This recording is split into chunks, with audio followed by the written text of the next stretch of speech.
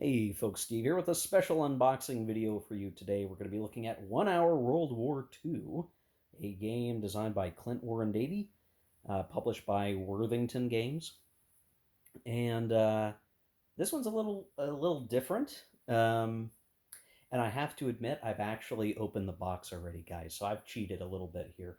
But that was mostly because I was bored with a power outage, and so yeah, I had to get it open. Now I decided to pick this game up because I was in the market, like you do, in the market for a short World War II game that I could quite possibly play with my wife. So she plays games. We play a variety of war games, but she's mostly leaning into card-driven games, CDGs, and things that are not exactly hex and counter. Though I think someday I'm gonna get her on the hex and counter train, but it's going to be a few years. Um, with that in mind, I said, well, can I find a game that's going to give me a World War II uh, experience, but as clean playing as possible and something that can be played in a single sitting. And I looked out across kind of what's out there. Now, obviously, Axis and Allies exists, but it's just what's funny is reading the designer of this game's opinion on Axis and Allies. It was shockingly similar to my own, which is hey, Axis and Allies is great and all, but boy, it's awfully fiddly. There's no supply lines. There's no real sense of production. The industrial center mechanics and Axis and Allies, the more advanced versions, are a little you know. And so there's a lot left to be desired by Axis and Allies, and it takes a really long to play for the simulation that you get out of it and the lack of historical details that war games tend to be able to provide. So now she and I have played Axis and Allies before, then that's nothing truly new, but it wasn't quite fitting what I was looking for. Now, another game that I looked at was a game that, at least in its current rendition from Phalanx Games, is called, I think it's Total Domination or something like that. And I looked at that, and that really wasn't quite fitting what I was looking for. And I came across this finally, and this seemed like the right thing. Now, I still have to play this, I have to prove it out. But that is the personal story behind this one. This is pretty new. I think it only came out, I want to say maybe late last year or even just came out. Yeah, it's got 2024 on the box. So this is pretty new. You can check out the back here. Game complexity is, I guess, medium. It's low solitaire. Can play up to 2 to 5 players. And you're going to be playing as either Japan, Germany, USA, UK, or the Soviet Union on roughly a point to point looking map representing the major theaters of World War II. And I guess that's really the key thing here is in terms of abstraction. Boy, there's a lot. So, when you look at, okay, 1 hour World War II, straight out of the gate, I should mention, I think it's understood that you're probably not going to play this in an hour. It's probably more like 2 hour World War II, which um, I don't know if that still sounds pretty snappy if you say that 2 hour World War II. But maybe if you play the game a lot and you get really used to it, you knock down closer to an hour. But to do that, right, you have to imagine you're representing so much of world conflict. To be done in 1 hour or even two, you're really shrinking everything down to a significant degree. And you can kind of see, even just looking at these map snippets on the rulebook, an entire country is basically one spot on the map. So, I mean, you think about how many spaces are on even the most simple version of Axis and Allies. This feels even more condensed, but you can have plenty going on inside of a single space. So, something to watch out for there.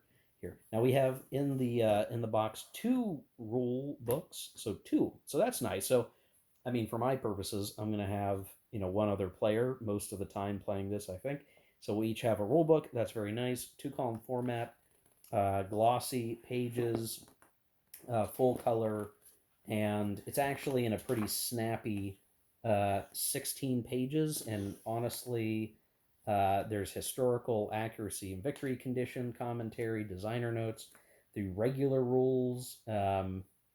end on page 13. So it's like really just slightly more than 12 pages of rules, and there's some pictures included there. So you're not talking about a whole lot of rules overhead, which is nice. So you get two rule books. That's nice. And then you have these cards that are going to show the action. So Germany can take these actions, and critically with this game, there's the responses. So when we do a build, the UK and America can try to do strategic bombing, but we can also do iron ore trading for ourselves, which is kind of interesting. Different things that we can do. We can do an offensive and also do a blitz, but the Soviet Union can do a counteroffensive and not one step back, which provides different game effects. So, each faction only gets so many actions per turn, and you're gonna the strategy lies in, are you gonna use them for your own actions? Are you gonna hold some things in reserve to spend on responses? And how does that work? And really, the backside of these are just artwork. So you're gonna lay these flat, and you're gonna place markers to show the actions taken. You're gonna use dice to show your increasing production capability or increasing air force and naval aviation capability that you can improve over time by building those up.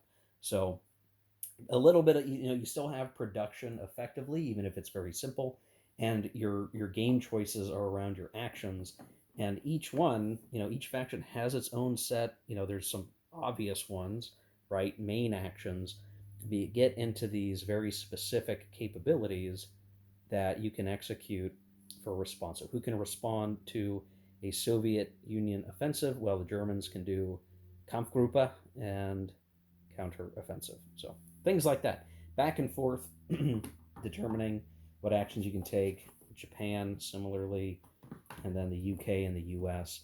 And I think, when I get to actually working through this game, I'm probably not going to be on camera, to be honest. I'm probably going to play this game just in person with my wife potentially, and I'll kind of learn the game. But if I do a review, I'll do that on camera.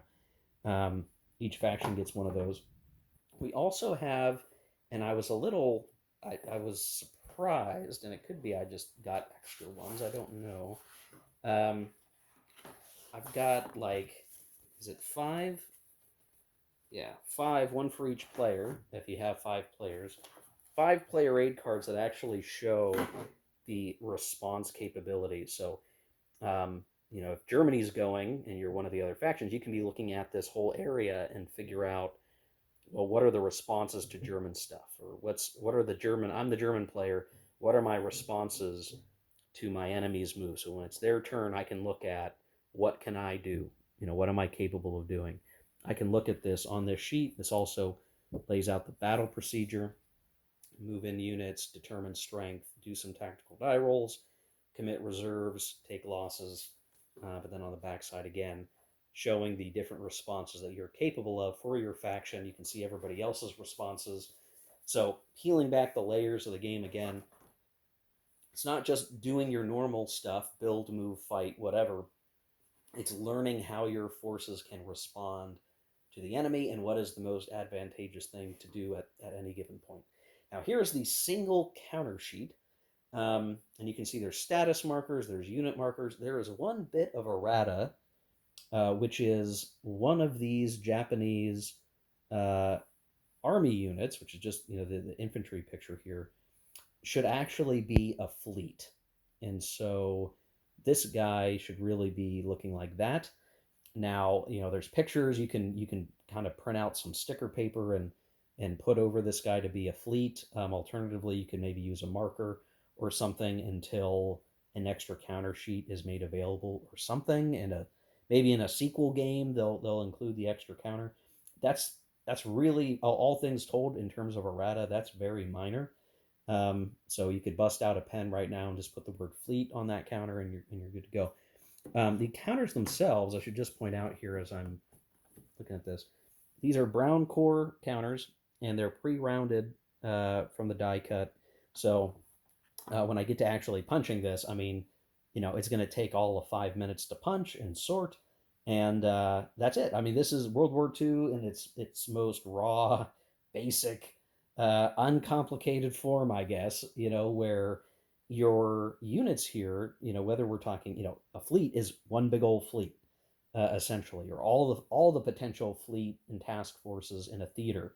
You could almost look at it as, and even a a unit like this, you have the concept of strength. So a two strength fleet is better than a one strength fleet, and so on. A two strength army is better than a one strength army, and those two strength armies have the tank. That doesn't mean that these other forces don't have tanks in them. It's just a picture way of differentiating the units. Reminds me a little bit of Cataclysm in that way. And I should point out, I really like Cataclysm. Cataclysm takes much longer than, say, 3 to 4 hours to play. It takes, really, if you're going to play the whole shebang, that's like a 10-hour deal. Um, so I was looking for something shorter than Cataclysm, even though I quite like Cataclysm. But this reminds me a little bit of that, where there's a single strength and then there's a double strength, which is represented a little bit differently with an armor picture. But even one unit here, one army unit, is effectively a whole army front, really. So it contains all relevant forces, all corps, all divisions, all specialty units, all the Air Force, which is handled with that aviation capability on your player aid track. So everything is condensed. You're really at the most high strategic level, focused around big decisions. So if you want to imagine this is like almost in the game Churchill, where you're so zoomed out, you're really talking about the application of force and where you're going to send that force and the broad strategies, and you're going to see who wins out on that. So easy peasy stuff. And then we have the map here, and there's going to be something shocking underneath this map that I was astounded by, but we're not going to show that yet, or you're going to see it for a brief moment. And then here is indeed the map. Now this is not a normal sized map. I would say this is much smaller. I don't have the exact dimensions in front of me. But it doesn't take up a whole lot of table space. Now, with the addition of the player aid cards, there's probably a little bit more space taken up, but this is a pretty, condensed thing here. So we have on the far side political will. This is really your victory, so you can drive the Allies' political will down to zero and win as the Axis. That's a way to do that. At the end of the game, you're going to compare political will. You can see the turn order that can shift over time based on some game factors. And then the turn track, you'll notice it goes from 1940 to 1945. So in just the game setup situation, Germany has already taken Poland, but has not yet taken France. And so that's kind of the setup for it. So it's not quite 39 to 45, it's 40 to 45. So there will be a campaign in France, but that's a pretty good spread. All things considered, the colors of the spaces denote sort of like home territory in a very loose concept of that. And there's victory points out here with the stars and the capitals with the flags. Really simplified, and you can imagine, like, again, these are basically entire fronts. So the France as a space, Italy as a space, North Africa as a space. That's a whole theater basically, right? Middle East is a whole theater. It's its own spot. Balkans, Ukraine, Leningrad, Moscow. I mean, not surprising that the Soviet Union is probably the most detailed country on the map, just because there's enough space to warrant it. And then even in the east here, we have, North Pacific, East Pacific, South Pacific, as rough kind of illustrations of fleet positions and control of those fleet positions. Obviously, the Japanese are kicking the Americans out of the North Pacific and East Pacific. There's no way any bombers are going to get to Japan, that sort of thing, I guess. Really basic stuff, I would say. So, you're looking at the connections. You're seeing, okay, this is a naval connection, water connection. There are land connections. There are some restricted connections, like Soviet only from Siberia to Moscow. But this is really simple accounting, basically. So there's a little bit of a special thing here for the Atlantic Wall. I'll have to read the rules and understand that a bit better. But this is all pretty, I think, straightforward stuff. You're really talking about the big broad strokes. How else are you going to get this done in an hour? That kind of thing. Now, I have here underneath all of that, this is actually quite a surprise. You have a six compartment uh, counter tray. And within here are the actual dice that you use to keep track of how good your air and naval aviation is, and some dice. So they're all one color because you're only using these on the displays. There's no need for them to be varied colors. Sure, this might have been cooler if they were faction color appropriate, but not a big deal. But you have these really big compartments for everything. And, again, one counter sheet, this is not much. And I just accidentally punched a counter out. Oh no, didn't mean to do that yet. Fixed it. It's back in. Uh, this is not a lot of counters. All things told, they're going to fit in here by faction like super easily, right? You could put all the Americans, all the, each faction, and then you stick up there all the game, the neutral counters, the counters that are just there for administrative purposes, and you're going to have a lot of extra space. And here's the thing, here's what I suspect this is for. For the people who like to really trick out their games, it would not be hard to imagine that whether you get these from some other place or Axis and Allies, which is, I think, the real secret here, you could grab those minis from, say, your copy of Axis and Allies that you don't play very much anymore, and you could get the, what do you need? 1, 2, 3, 4, 5, 6, 7, 8, 9, 10, 11, 12, 13, 14, 14 minis at max for the United States, and stick them in there, and they'd probably fit in those compartments. So if you've got Axis and Allies laying around and you don't think you're going to play it anymore, or you go into the hobby shops and you happen to pick up extra minis or something, and you don't want to use the counters. Now, I'm a counter guy, so that's my dig, but there's enough room here. If you wanted to do something different, you have plenty of space to work with to put those in here, which I think is really interesting. I was surprised and I was shocked to find this tray in the box. I was like, what else could be in here? And sure enough, everything's going to fit back in the box, that's for sure. But in particular, you have this extra thing and plenty of space to add in your own stuff. Now, you could very easily, you could get little wooden minis that are like meeple, that are tank shaped or whatever. This game feels like you could very easily trick it out, and you've got room in the box to stick that stuff. So I think that's really interesting. I don't know why that sticks out to me, but uh, one thing was mentioned online is like, hey, you got a lot of these extra counters you can use for a variety of purposes. Maybe use some sticker paper. I feel like they could have maybe used those counters for something, either variants or maybe like a road to World War II kind of thing. I don't know, but maybe a missed opportunity there. But all things told, there's a lot of good stuff in the box for this, guys. I'm looking forward to giving this a shot. Certainly not going to be done in 1 hour, but if I can get this game played in under 4, it meets kind of my desired objective. And it should be straightforward enough that I can teach it without too much pain and suffering. So, is the name a little possibly untrue? Yeah, I can get some duct tape and put the word two on there, and I think I'm going to be in business either way. So there you go, folks. That's a look at 1 hour World War II. I'm looking forward to playing this. It's going to scratch the right itch, I hope. And hopefully, when I've played my time with it and I can report back, I'll do a review video for you guys and talk about what works, what maybe doesn't work, or just how it feels. The important thing to me with this is if you're going to play a World War II game in, again, less than 4 hours, um, you need to keep in mind things like supply, and the game does have supply rules. You need to be able to make meaningful decisions where it's not just simply on a railroad of, yeah, you're just playing World War II exactly the way it was going to be.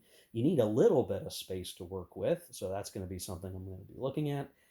And it's still got to still feel like World War II, so that feels like maybe divergent ideas, but plenty of bigger, more complex games give you that feel and give you options. So the question will be, can you condense World War II down enough to still give you those two things and get you out the door in less than 4 hours. We're going to see.